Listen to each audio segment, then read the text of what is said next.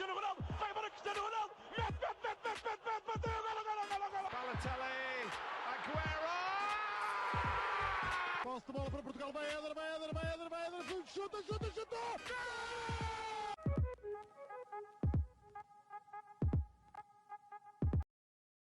Olá, sejam muito bem-vindos a mais um episódio do podcast do Spanenka. Eu estou acompanhado do habitual João Gil. O Rocha não está connosco porque apanhou a chamada virose. E hoje vamos falar do futebol de formação, um tema que já queríamos fazer aqui há muito tempo. Para isso, contamos com um convidado, Diogo Rodrigues, treinador do Sub-16 do Santa Maria. Tudo bem, Diogo? Olá, bom dia, obrigado pelo convite. Pronto, antes de mais, quero agradecer o convite, porque é um podcast que eu já sigo há bastante tempo. Pronto, e é a minha estreia em podcast. Para começar logo aqui no Espanhol, que é um orgulho. Muito obrigado. Estreia importante, estreia muito importante. Sem pressão. Muito obrigado pelas palavras também. Basicamente, eu e o Diogo conhecemos através de uma pessoa em comum, mas também durante a minha ida a Barcelos, aí no verão. E ele disse logo que estava muito disposto para falar de formação e pronto, e nós não nos esquecemos e cá estamos para falar sobre isso.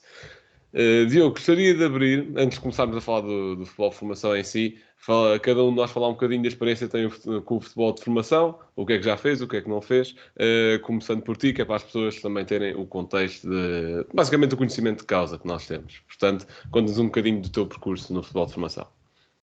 Ok.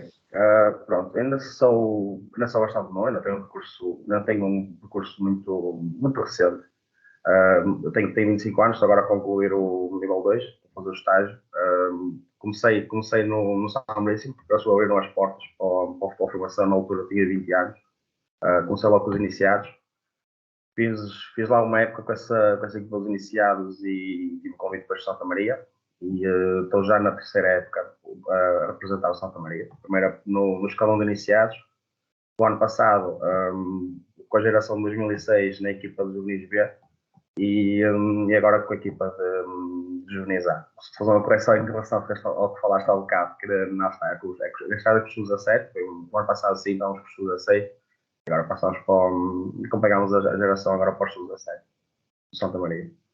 É curioso, lá está, ainda sou bastante novo, ainda estou a começar, acho que do que eu tenho visto até agora, fui sempre o treinador mais novo, nunca joguei com o treinador mais velho que eu, mas acho que, tal como os jogadores, acho que a idade, claro que a experiência conta sempre, mas a idade, havendo competência, acho que as pessoas fazem bem em apostar. Felizmente tenho tido a sorte das pessoas confiarem em mim e cá estamos. Ainda estou no início, mas cá estamos para aprender. É isso mesmo. Gil, a tua experiência?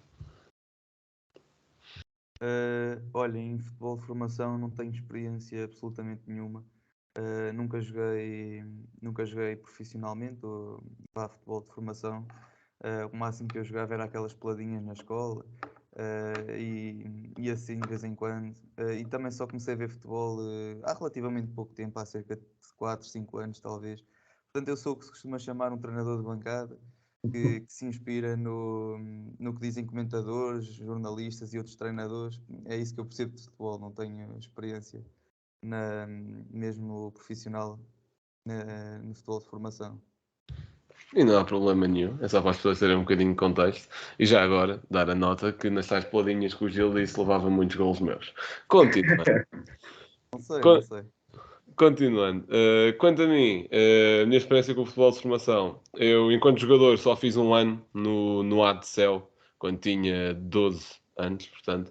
Depois ainda fiz um ano de handball e aí deixei o desporto, ou vá de praticar desporto, porque o ano passado fiz a parte teórica do nível 1 e agora estou a estagiar com os infantis B sub-12 do Palmeiras, que é o que está aqui no meu background do Skype. Portanto, a minha experiência enquanto treinador de futebol de formação tem coisa de 1 mês e 2 semanas. Obviamente, lá está a experiência de terreno, não a experiência teórica, porque isso já tinha um pouco mais. E estou a gostar bastante. Portanto, estando eu também a começar ainda num nível mais atrasado do que o Diogo, que já está bastante mais adiantado, acho que também vai ser giro compararmos aqui perspectivas. Portanto, passando aos tópicos em si, digamos assim, tirando aqui este contexto, gostaria de começar pelo Diogo e perguntar quais é que achas que são as principais diferenças entre o futebol profissional e o futebol de formação? Olha, a parte do salário conta sempre, né? Estás numa situação onde o dinheiro conta mais, o dinheiro por si só vai valorizar muito mais o resultado. Começa logo por aí, começa pelo facto de os jogadores receberem salários, movimento de dinheiro, passa a ser não vale a pena estarmos a fugir muito a isto, porque existe um bocado a questão do negócio no futebol, e com isso há um bocadinho sobrevalorizado aquilo que é o resultado em relação à formação. Com isso também, o erro é muito menos aceitável no futebol de rendimento do que é na formação. Na formação é permitido errar muitas mais vezes, e ainda bem. Para os jogadores, quando passam já para o futebol sénior, o erro já tem que ser muito diminuído. Já tem que estar um jogador preparado para entrar, dependendo, claro, do contexto, não é? Mas normalmente acho que o erro, a quantidade de erros e o quão aceitável é ou não errar, acho que passa muito por aí a diferença entre o futebol de formação e o futebol de rendimento, o futebol profissional, assim sendo. Até porque lá está, tem muito peso no resultado. No futebol de formação somos capazes de fazer um mau passe, perder uma bola em determinadas zonas e às vezes nem dá gol, porque é futebol de formação, nível um bocadinho mais baixo. O rendimento é uma pressão muito maior acho que está muita mais gente a ver, há muita mais pressão por fora e lá está, mas com dinheiro isso por si só cria muita mais pressão também, faz com que o erro seja muito menos aceitável. Pronto, tocaste aí em 2 pontos muito interessantes, que foi a questão do dinheiro e a questão do erro, digamos assim. Concordo com as duas. Obviamente que isto serve para todas as idades e para todas as profissões. Obviamente, quando és pago para alguma coisa, deixa de se tornar um hobby, por muito que gostes dessa coisa, e passa a levar aquilo um bocadinho mais a sério, digamos assim. Já acho que estamos um pouco programados para pensar dessa forma, por muito que gostemos daquilo que fazemos. E pronto, depois também aquela viragem do futebol de formação para o futebol semi-profissional, profissional, do eu pago para estar aqui para sou pago para estar aqui, é essa também diferença. Quanto ao erro, lá está, também concordo. O erro na formação é mais aceitado, ou pelo menos devia ser sempre mais aceitado do que no futebol profissional, porque é uma fase de aprendizagem, como é óbvio. Também falaste aí ao leve da questão dos resultados.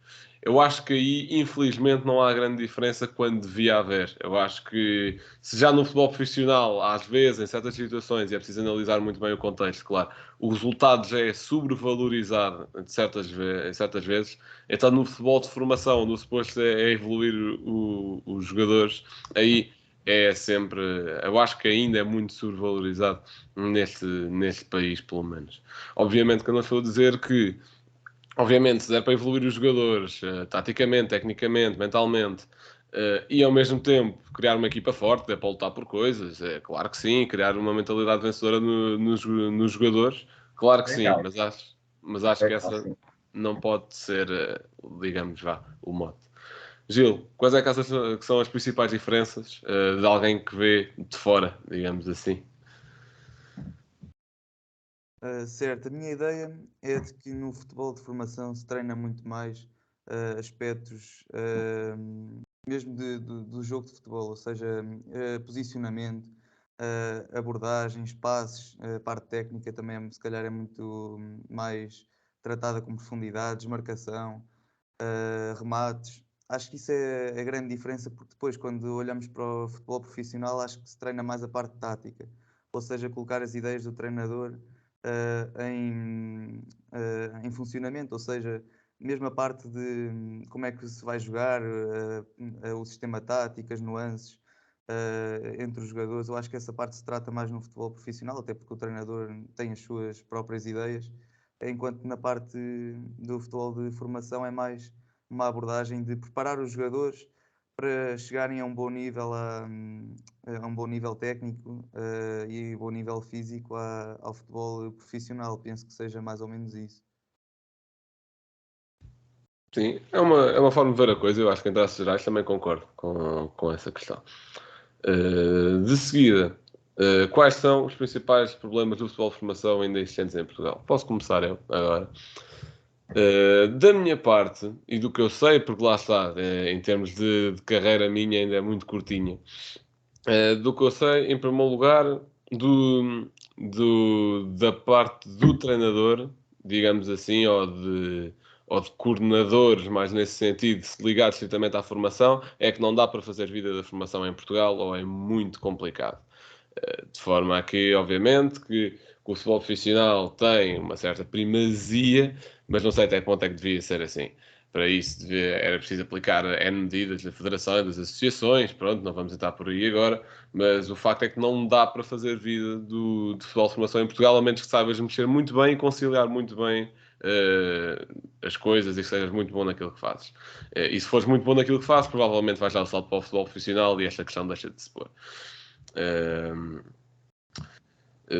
Pois, também é um pouco, mas isto se calhar no futebol profissional também existem certas divisões assim mais distritais, digamos assim, não tanto de Liga 3 para cima. É um pouco a mentalidade portuguesa de fazer um pouco tudo pelo joelho. Sei lá, eu este ano vou jogar, a minha equipa vai jogar lá está no campeonato sub-12 da AFL, de infantis B sub-12, e o calendário já foi mudado 3 vezes. O campeonato está para começar este fim de semana, onde estamos a gravar, 15 a 6, e vai começar para a semana. E o calendário foi alterado tipo quinta-feira. Portanto, aqueles típicos problemas tugas, digamos assim, que eu acho que isto nem se aplica tanto ao futebol, é mais ao nosso povo em geral, mas que também influencia. E depois o resto dos problemas, e lá está, pelo menos a minha parte, sempre pensando numa perspectiva do treinador. Obviamente que os jogadores depois também terão os seus problemas, conciliar vida escolar com o desporto, claro que sim. É um pouco também conseguir conciliar a vida profissional, neste caso, já no meu caso ainda é escolar, mas se calhar no teu, Diogo, já é profissional, com o treino, o que também é capaz de ser complicado por vezes. Mas, Diogo, diz-me o que é que achas. Sim, sem dúvida que é uma das dificuldades. Para teres ideia, claro que nós neste contexto, né, claro, como estavas a dizer, nós não recebemos o suficiente para ver isto, sua formação. Há certos clubes que já conseguem sobreviver isso. E acho que a maior parte do ódio dos treinadores é mesmo esse. Mas complica muito, porque, por exemplo, para teres ideia, nós no outro dia nós chamamos os jogos todos. Nós no outro dia, só para analisar a nossa primeira parte de um jogo, tivemos só a primeira parte foram quase 2 horas. E parece que não, mas isto ao longo da semana, estou a falar só de analisar uma primeira parte, isto analisar mesmo ao pormenor, cortes, ok, o que é que se passou aqui, vamos puxar para trás, ver posicionamento, vamos ver na câmara, vamos ver na panorâmica o que é que se passou, o que é que não se passou, apontar, e estamos a falar só da análise, depois já toda uma preparação de treino, já todo um planeamento, há reuniões, há discussões, consomos mesmo muito tempo. Uma pessoa, por norma, já trabalha as 8 horas no contexto de profissional, depois não tens que acrescentar ao longo da semana mais estas horas do futebol. Claro que isto complica-nos sempre a vida, fazer o melhor trabalho possível, mas nestas idades, costumo dizer que nestas idades nós não andamos aqui pelo dinheiro, ninguém anda aqui pelo dinheiro, andamos aqui para aprender, para ser melhores, para ajudar para os miúdos, sobretudo, e fazer o melhor trabalho possível. E é muito a paixão pelo desporto, a paixão que depois desenvolvemos, e acho que se calhar já entendemos isso, João, de gerir pessoas, falar com pessoas, interagir com pessoas, isso é uma coisa que eu, na minha inocência, antes de ser treinador, não fazia ideia que me apaixonei mesmo. Se formos a ser frios, há muitos contras, ser um treinador de formação, mas os prós são coisas que têm um valor muito acima, felizmente. Eu concordo, da pouca experiência que tive, concordo completamente com aquilo que estás a dizer. E também tocaste aí num ponto que eu até me esqueci de falar e queria falar também, que é o investimento, ou a falta dele. Que, obviamente que os clubes, tendo de investir em alguma coisa, vão investir no futebol profissional e deixam o investimento no futebol de formação nos mínimos. Obviamente que em traços gerais, depois há clubes que também investem muito bem em futebol de formação e mobilizam recursos, claro que sim. Até porque muitas vezes os clubes assim menos mediáticos, de distritais, de campeonatos de Portugal, às vezes uma grande parte das receitas desses clubes são mesmo as escolinhas de formação. Portanto, investir nesse sentido também é investir a longo prazo para a sustentabilidade do clube, digamos assim. Gil, quais é que achas que são os principais problemas? Não, estou bastante em linha com o que vocês têm estado a dizer, até pegando já nesta última parte que tu disseste da falta de investimento, muitas vezes que acontece ao nível dessas idades, desse futebol de formação, acho que vai muito ao encontro do que o Diogo já estava a dizer, por exemplo, demorar 2 horas para analisar uma primeira parte, se calhar faltava ali mais staff, mais gente que pudesse ajudar e agilizar o processo, que com mais investimento se calhar era possível contratar e arranjar, não é? Portanto, isso aí é logo uma das coisas. Mas a outra que eu também pensei logo é na conjugação dos horários, como vocês também já disseram, aliás, na conjugação dos horários de trabalho, no caso dos miúdos, na conjugação da escola, da sua educação, com o poder jogar futebol e despender ali algumas horas do dia para conseguirem, sei lá, provavelmente tornar-se profissionais algum dia. Deve ser um grande obstáculo conseguir conciliar então o emprego, a escola, com o futebol de formação, porque aliás nem toda a gente que joga futebol de formação se torna profissional. Portanto, é logo aí uma objeção que deve pesar bastante até na própria família, que se calhar não quer que os seus filhos despendam tanto tempo no próprio futebol, pensando mais na sua educação. Exatamente. E olha, por falar em família, e antes de passar para a pergunta que tu querias fazer, agora fizeste-me lembrar de mais uma questão que não existe no futebol profissional e que pode ser sempre algo bom como algo mau. Também depende muito da forma como o treinador e estruturas gerem isso, que são os pais. Em termos de futebol profissional, não existe essa tal questão, que obviamente que há pais que sabem comportar, claro que sim. Eu pessoalmente, agora neste pouco tempo, nunca tive nenhum problema com um pai, são todos impecáveis. Mas sabemos perfeitamente que há pais no futebol de formação que se acham mais treinadores do que o treinador, ou que se acham mais presidentes que o presidente, e isso pode sempre, ou sei lá, criar questões de o miúdo ou qualquer coisa do treinador para fazer de certa forma, chega a casa e ouve o pai a dizer que tem de fazer de outra forma. Na cabeça do miúdo, quem é que tem mais legitimidade? Quem o educa ou quem está com ele 2 horas, ou 3 ou 4 por semana? Black, eu, por exemplo, eu não tenho experiência nenhuma no futebol de formação, mas ao contrário, o meu primo tem 16 anos e joga na formação desde, sei lá, os seus 7, 8 anos, talvez. Atualmente joga no Loures. E eu de vez em quando vou lá, já jogou no Casa Pia antes, agora joga no Loures. Eu de vez em quando vou lá assistir e ouço da bancada os pais, não os pais dele, mas outros pais a mandarem bitites para o treinador e para os jogadores e, portanto, percebo perfeitamente o que estás a dizer. Pronto, obviamente que isso se calhar acontece no futebol profissional de outra forma, não é adeptos a mandarem bitites para o treinador, mas quando é alguém tão próximo dos jogadores, obviamente que a carga emocional e psicológica é diferente. Mas ele pode... Admira-me um bocado nas tuas idades não teres esse tipo de situações, porque no contexto que eu vejo aqui no Clube Caixa, futebol 7 e futebol 9 é muito normal. E especialmente estavas a falar na questão dos miúdos chegarem a casa e depois os pais estarem a dizer uma coisa ou outra, quando eles são mais novos, eles vão ouvir muito mais o pai do que se calhar o treinador. Eles claro, com uma idade ali aos iniciados, juvenis, já conseguem pensar pela cabeça deles. Se tiverem um treinador que eles reconheçam competência, eles já vão pensar, o Mister disse que é assim e ele sabe e vamos fazer assim. Agora, em idades mais pequenas, e normalmente é quando os pais até estão mais perto do treino, aí já é mais complicado, já se vê situações lamentáveis, mesmo pais, é quase que situações de mão de PlayStation na mão e ouvir o filho a jogar. Isso é das piores coisas que a formação tem. Assim, para chegar ao clube, também educar os pais, não só educar os filhos, mas também educar os pais. É uma responsabilidade a dobrar, mas é o caminho que se tem que fazer. Por acaso foi uma das coisas discutidas lá no Santa Maria este ano e acho que estão a fazer um bom trabalho nesse sentido. Sim, claro, ou seja, essa parte de, pronto, um pai chega a casa e diz uma coisa que encontrar o treinador pronto, é puramente especulativa, porque nós nunca vamos saber, ou a menos que um jogador nos diga mesmo, não é? Pronto. Mas no meu caso, eu também tive sorte no sentido em que eu estou a ser adjunto de um treinador que já está há muitos anos no clube, que já conhece os miúdos há N anos, já conhece os pais há N anos, e os pais já sabem que com ele não vale a pena. Que não vai alterar mesmo a forma dele pensar, isto é o que já muito aprender com ele, e pronto, também me facilita um pouco a vida nesse sentido. Portanto, se calhar eu sou a exceção, não a regra, muito provavelmente. Sim, olha, vou-te dar um exemplo. Houve uma situação o ano passado, dos miúdos, estávamos a falar, eu já não me recordo o escalão, mas eram dos vascaínos todos, eram petizes entre aqui. E eles treinam tu tiveste lá as instalações do clube, eles treinam lá no ringue, é um ringue sintético, os meus treinam lá. E estamos a falar de pais estarem agarrados à rede, aqui a dizer, pá, não passes para aquele porque esse é fraco. E o pai do miúdo ao lado, e o miúdo a ouvir, são coisas que não fazem sentido nenhum.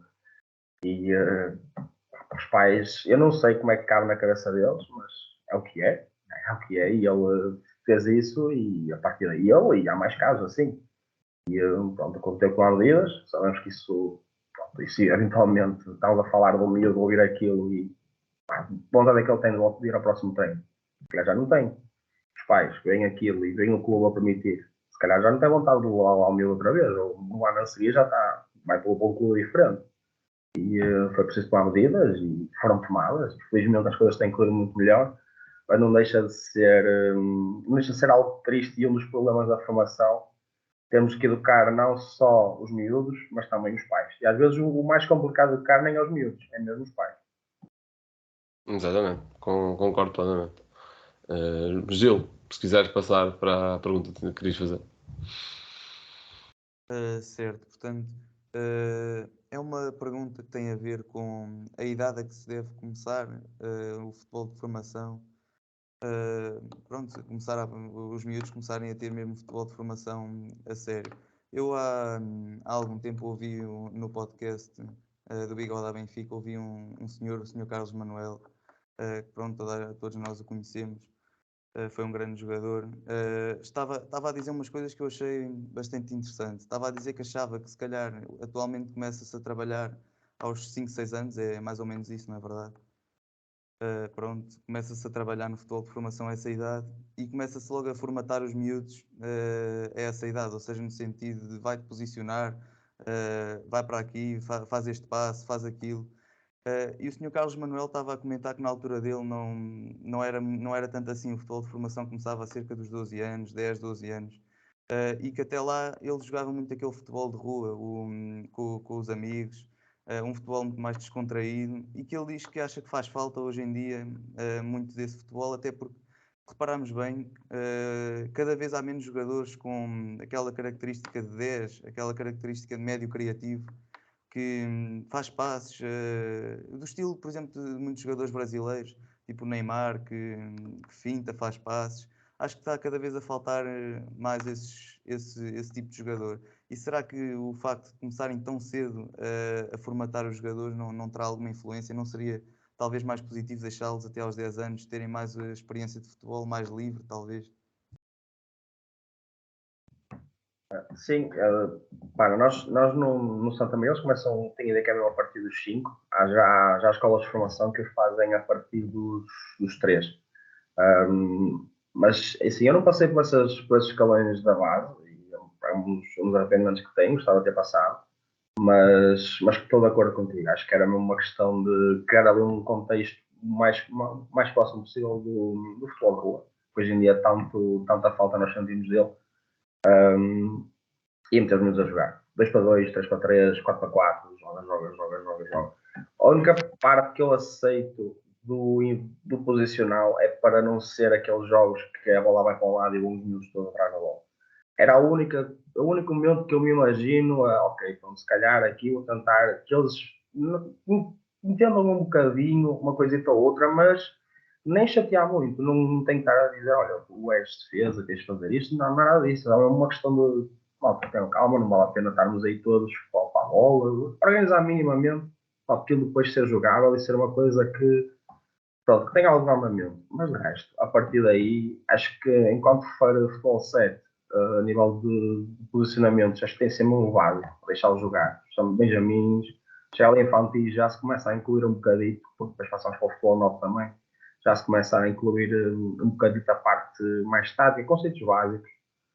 Por exemplo, há já clubes que em infantil já se joga futebol 11 também, e acho que quando passamos para o futebol 11, aí sim, acho que a parte tática faz mais sentido de incluir. Depende, depois conforme vamos subindo nos escalões, acho que podemos começar a pedir coisas mais complexas. Nós neste momento em juvenis já temos coisas bem complexas aos miúdos. E eles entendem, eles cumprem. É uma questão depois também de saber ensinar. Por exemplo, se calhar eu, quando estava a treinar iniciados, tinha um cuidado muito maior de passar informação do que tenho agora. Porque aqueles agora estão mais maduros, são mais inteligentes, já entendem melhor o jogo. E em iniciados também numa fase de transição. Estão a ver o futebol 9, estão a passar o futebol 11, temos que incluir coisas às vezes básicas e faz parte. É uma questão às vezes de ter noção de qual é o contexto que estamos e passar a informação conforme isso. Agora, sim, justamente na base. Na base, às vezes vejo treinos que me agradam muito, porque é treinadores a tentar fazer correções, tens que fazer isto, tens que fazer aquilo, tens que fazer isto, tens que fazer aquilo. Além de não estarmos a cultivar aquilo que para mim é mais importante nessas idades, que é a paixão pelo futebol. Naquelas idades em que cultivo paixão pelo futebol, miúdos, malta, joguem, joguem, divirtam-se, divirtam-se. O Helena há pouco tempo fez lá um convívio só para os escalões de futebol 7 e opa, achei uma medida incrível e juntou basicamente numa manhã, juntou todos os escalões de futebol 7, jogámos contra os outros mais uma vez, joga, não é questão de não tens de posicionar ali, tens de fazer isto, tens de fazer aquilo.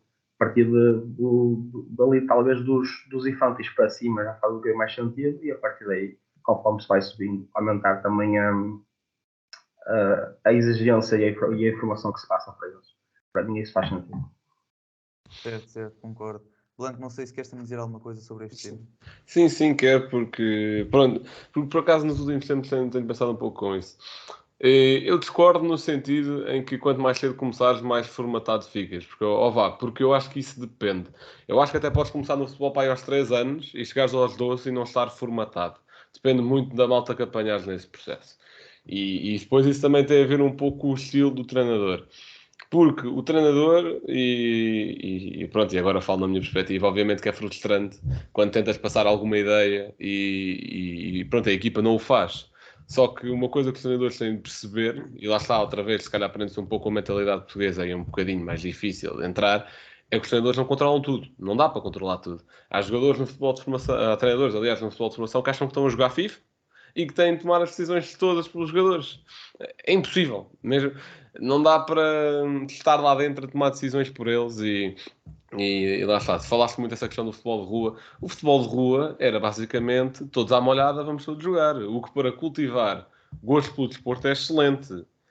Agora, para cultivar aspectos técnicos e lá está, táticos também, mas calhar nessas idades não é tão importante. Para cultivar aspectos técnicos e mentais, deixa um pouco a desejar, porque não se sabe bem o que é que se está a treinar. Se calhar está-se a treinar alguém de demasia e algo. Pronto.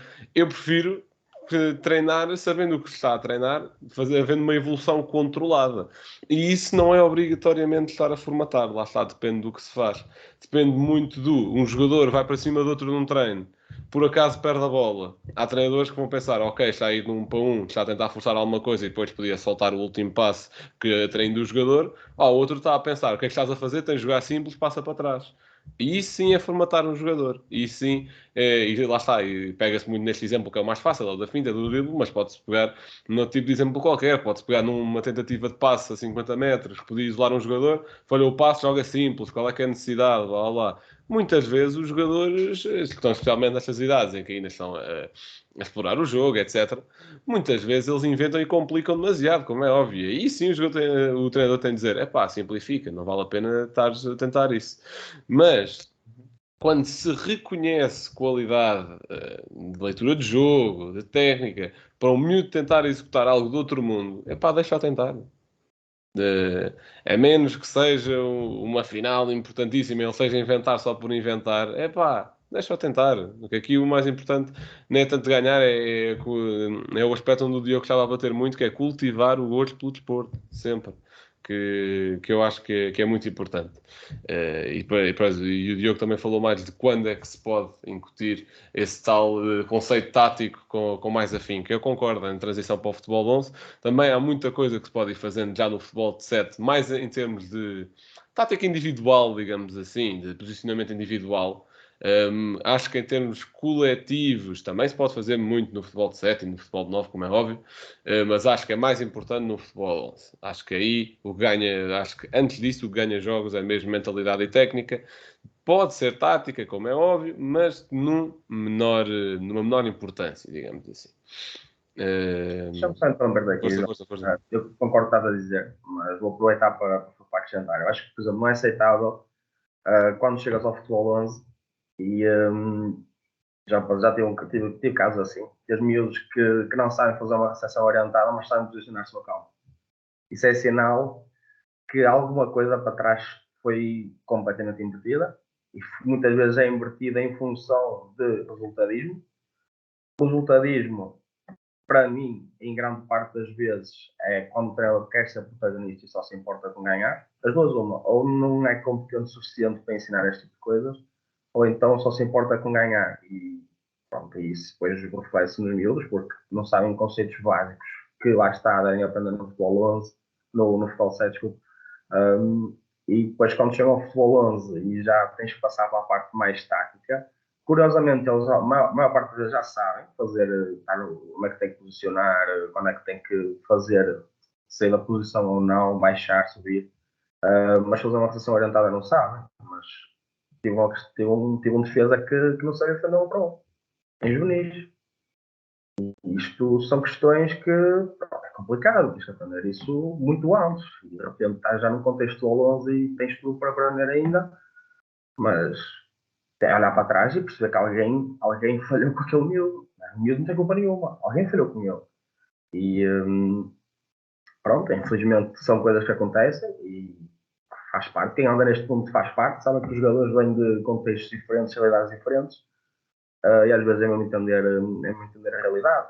Estavas a falar aí do tipo de feedback que os treinadores dão. Tive outro miúdo que uma pessoa falava para ele, e atenção, uma das primeiras coisas que eu acho importante de criar, até porque nós damos muito vídeo, vários cortes, mostrar, olha, para a equipa toda, isto esteve mal aqui, aconteceu isto mal e estamos a explicar porquê.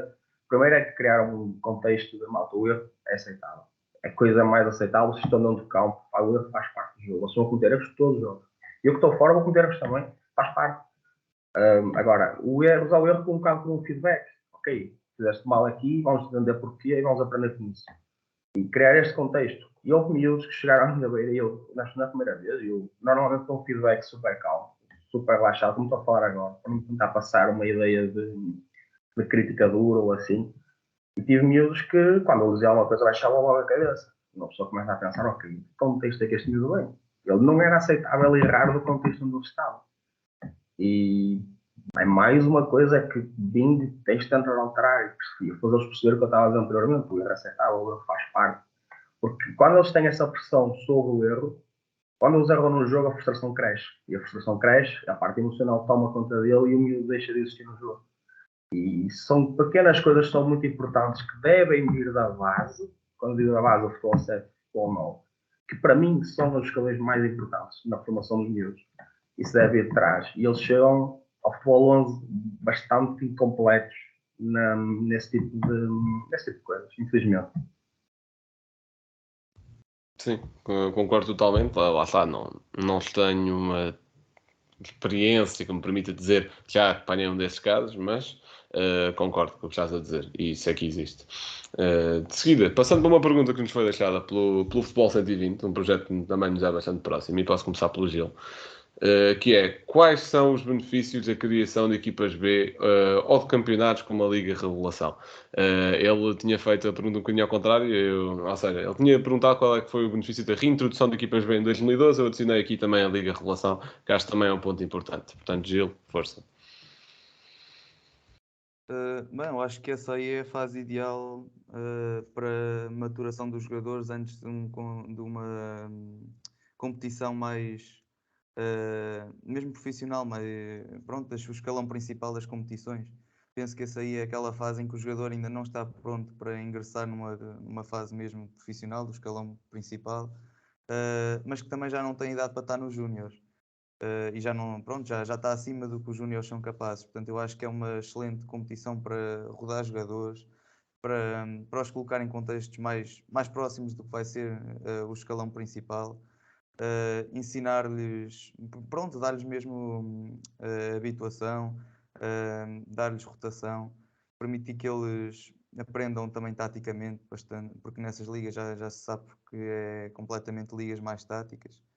Já não é aquela realidade de ensinar a parte mais técnica, é mesmo colocá-los mais em contacto com a parte tática do jogo.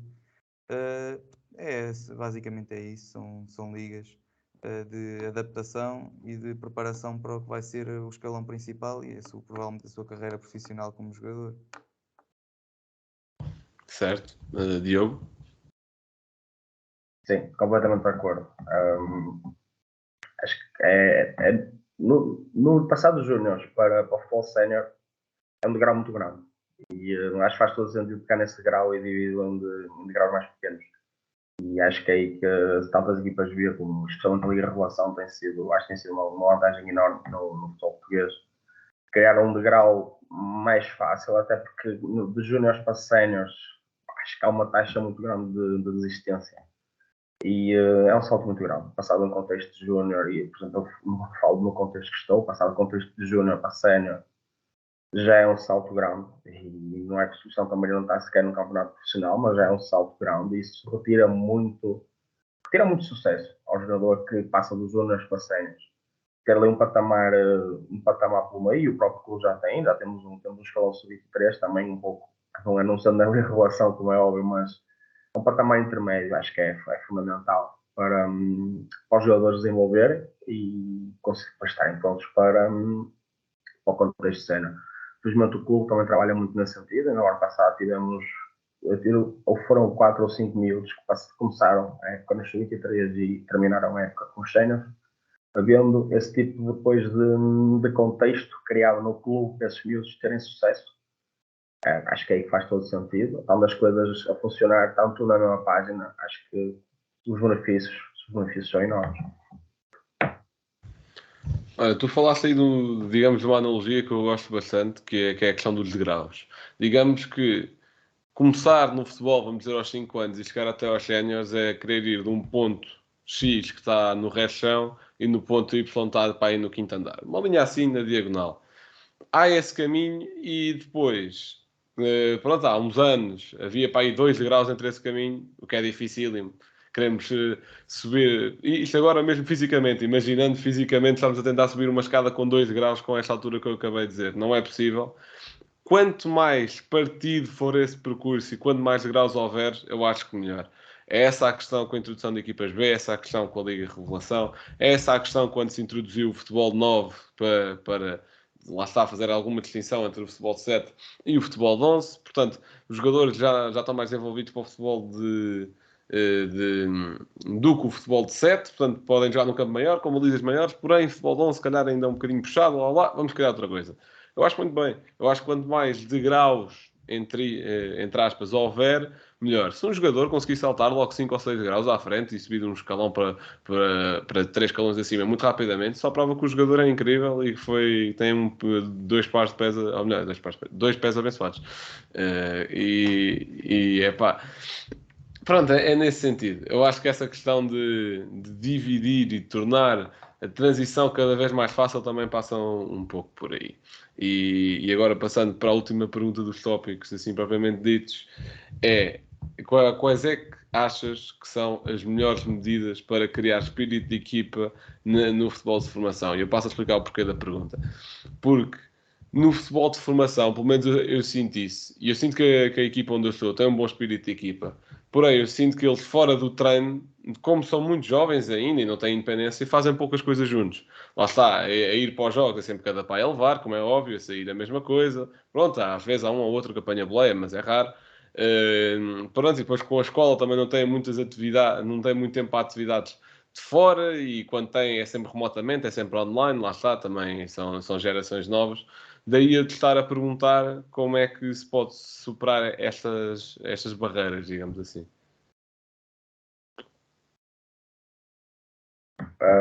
Sim, lá está, isso é uma boa pergunta, até porque os miúdos, por norma, são todas escolas diferentes, não há todos na mesma turma. São casos muito raros quando isso acontece. E às vezes eles mesmo conhecendo, por exemplo, nós este ano temos um grupo, temos muita gente nova no grupo, e eles até já se conheciam fora do futebol. Mas uma coisa é estar dentro do balneário e fazer parte de uma equipa, e outra coisa é serem amigos fora do contexto de futebol.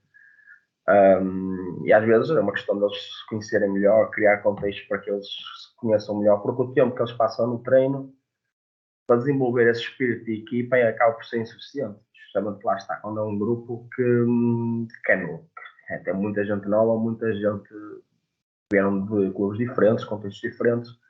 Então, quando é assim, convém sempre criar. Cabe aos treinadores ser criativos, a não ver. Criar certas situações, certos contextos onde os miúdos estejam juntos, sem tempo, só para se divertir. Até porque, por exemplo, lá está nós num contexto. No nosso contexto já queremos muita seriedade no treino. Por muito que eles chegam da escola e passam pouco tempo dentro do balneário, que é um tempo importante também. Mas eles passam pouco tempo dentro do balneário, alguns só vão lá mesmo deixar a pasta e bem têm que ir logo para o treino. E o treino é um contexto sério, não é propriamente um contexto onde se dê para criar assim tantas relações quanto devia ser, quanto uma equipa profissional tem, que passam, jantam, almoçam e passam muito tempo juntos. Então às vezes é criar situações, criar contextos fora do próprio treino, às vezes ao fim de semana, convívios, esse tipo, almoços são coisas fundamentais. Esse tipo de situações para os miúdos conhecerem melhor, para nós mesmo, nós, os treinadores, conhecerem melhor os miúdos, criar uma relação maior com eles e trabalhar em prol desse espírito de grupo.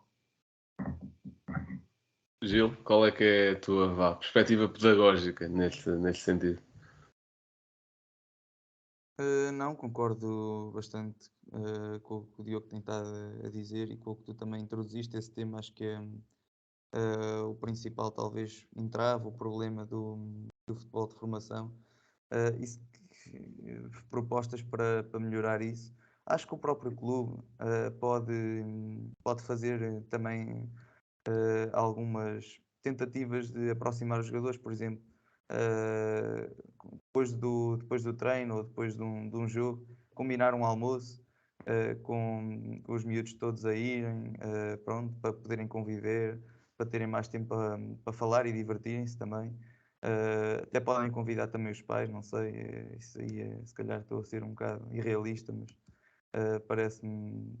É uma coisa que me lembrei assim de repente, pudesse ajudar. E mesmo durante os treinos, penso que o treinador dar 15, 20 minutos para os jogadores, por exemplo, jogarem eles por si próprios e divertirem-se um pouco, antes ou depois do treino, se calhar antes.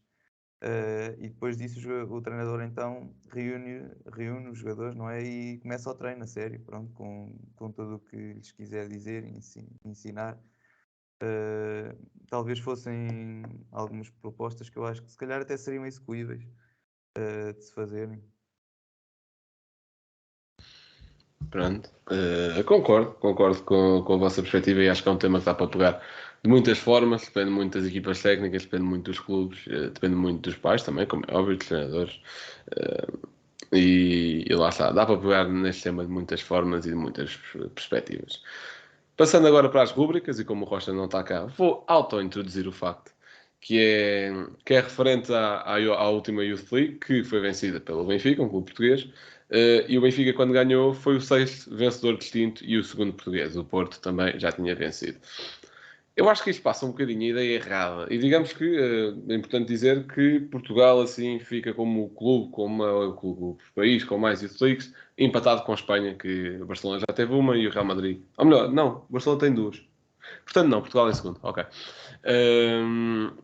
Portanto, isto tudo para dizer, eu acho que isto passa a ideia errada de que o futebol de formação em Portugal é espetacular.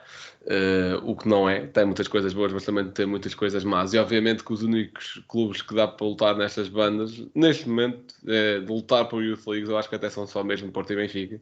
Aliás, neste momento, se calhar, só o Benfica. O Sporting está a batalhar para também chegar lá. O Sporting sempre teve uma ótima formação, mas em termos de Youth League, chegou aos quartos do ano passado e acho que foi a primeira vez, se não me engano. Youth League também é uma competição relativamente recente, acho que 2015, por aí. E lá está, eu não quero que isto passe a ideia que o futebol que o futebol de formação em Portugal está tudo errado e devia ser algo totalmente do zero e reconstruído. Não, claro que não, mas acho que isto também passa a ideia que é tudo lá está, que é tudo arco-íris e unicórnios e não é. Pronto, é só isso que eu queria trazer. Gil, a tua declaração de semanal.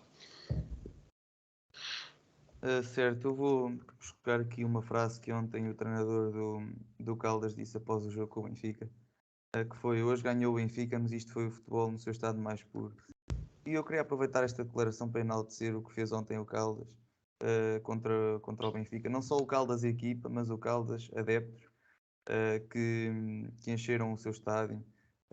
Foi uma autêntica festa da taça, como muitos normalmente dizem. Aliás, nós todos temos essa expressão a utilizar nos jogos de taça, porque foi realmente uma festa. O Caldas deu tudo, foi uma equipa organizada, uma equipa com pressão alta, uma equipa de terceira divisão, atenção, que se bateu perfeitamente bem com o Benfica, uma equipa que não fez antijogo nunca. Isto se calhar é uma coisa que cria muita inveja nas equipas de Primeira Liga, em muitas delas. Portanto, é enaltecer o trabalho. Deram tudo, jogaram bem e, acima de tudo, o ambiente foi espetacular lá, de certeza, no estádio. E já não foi a primeira equipa quase que eliminando um grande. O Marítimo ontem também foi eliminado. Portanto, isto aqui é para dizer que na taça tudo pode acontecer e as equipas ditas mais pequenas podem e devem esforçar-se ao máximo nesta competição.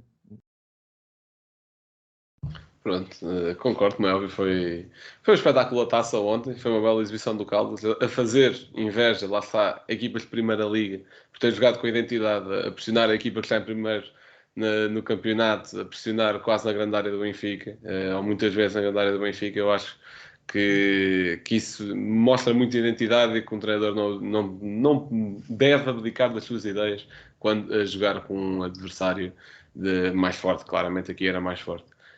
Obviamente, adaptar-se sempre, e acho que isso é uma chave, ou melhor, uma palavra-chave nos treinadores, é adaptar, é adaptação, mas não abdicando da sua identidade.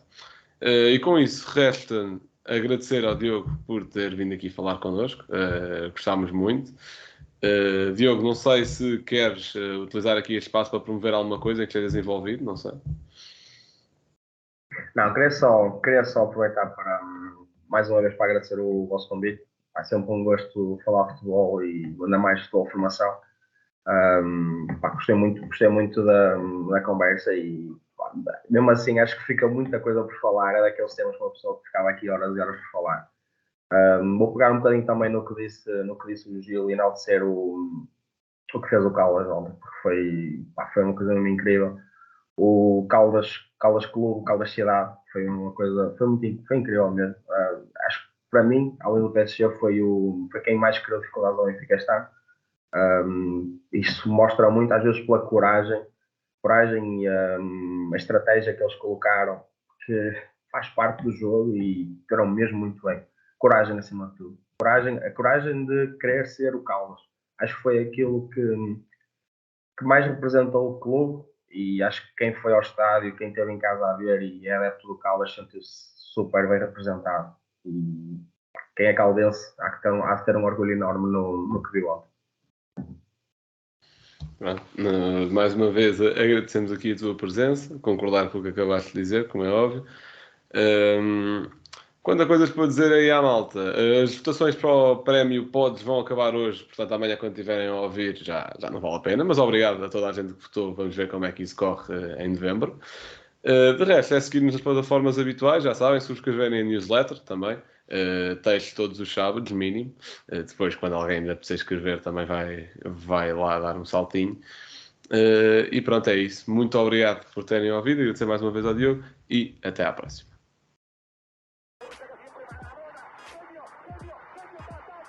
Liverpool 3-0. Corner taken quickly, Origi! Está isolado Cristiano Ronaldo. Vai embora Cristiano Ronaldo. Mete. Bateu. Golo. Balotelli, Aguero! Posse de bola para Portugal. Vai Éder. Chuta. Gol!